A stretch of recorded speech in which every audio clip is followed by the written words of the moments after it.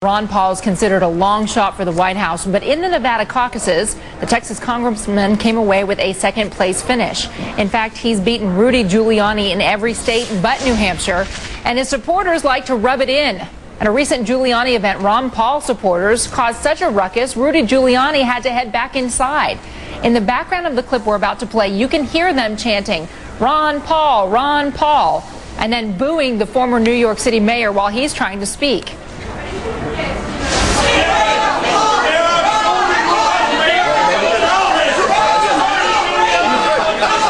Including New York, and the reality is that we will, I think, do very well in New York, in New Jersey, in Connecticut. But a lot of it... Republican presidential candidate and Texas Congressman Ron Paul joins me now. Congressman Paul, I've got to warn you, sometimes the people over on our news desk over on this side tend to sound a little bit like that. So if it gets noisy, you'll know it's not supporters of another candidate. Does it cause you concern that your supporters are out there causing trouble?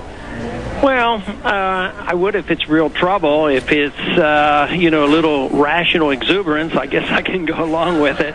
But they shouldn't be rude, and they know that. But, they feel, I think, like that I've been mocked by Giuliani on the air and made fun of and laughed at, and they feel like a little fair play, of cheering and using my signs. I don't think they think they're doing anything wrong, but people shouldn't be rude, and they know that I advise against it. We're doing a lot of talking about the economy today, Congressman Paul, and your economic policies came to my attention even before you started running for president, because you were interviewed in the documentary America from Freedom to Fascism, which concludes that the federal income tax is unconstitutional. If you were president, would you do away with the income tax?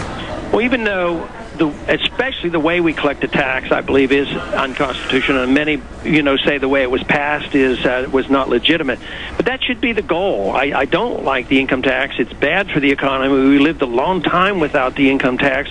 If we got rid of it tomorrow, we would still have as much revenues as we had 10 years ago, and the government was pretty good size back then. So the question isn't whether or not I could do it, because I can't do it as an individual. The question is, will the country be better off without it? And I think they would be, but we'd have to cut spending. I mean, if we just cut it right now and continue to, police the world and run a welfare state, it would make our problems worse. I mean, where would they get the money? They'd go back to the Federal Reserve and print more money, and that wouldn't be feasible if we had honest money. We wouldn't allow the Federal Reserve to create money out of thin air.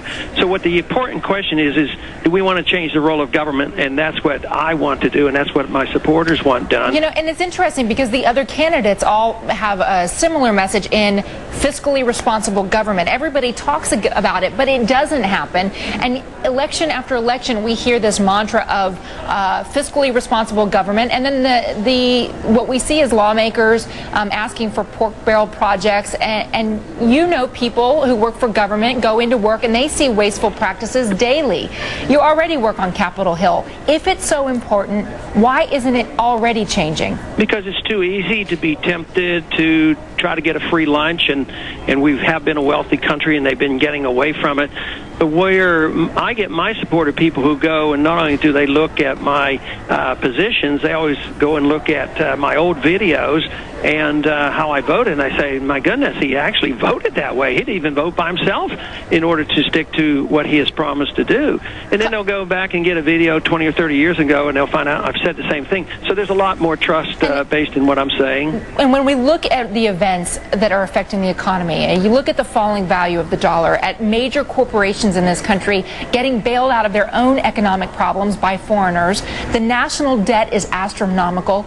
Do you see a clear way out? I do, but it's a major undertaking, because I would do all the cutting from overseas, and I would take care of the people who have become dependent, although I think they have been put on the dole erroneously, such as people receiving medical care and others, but I wouldn't attack that.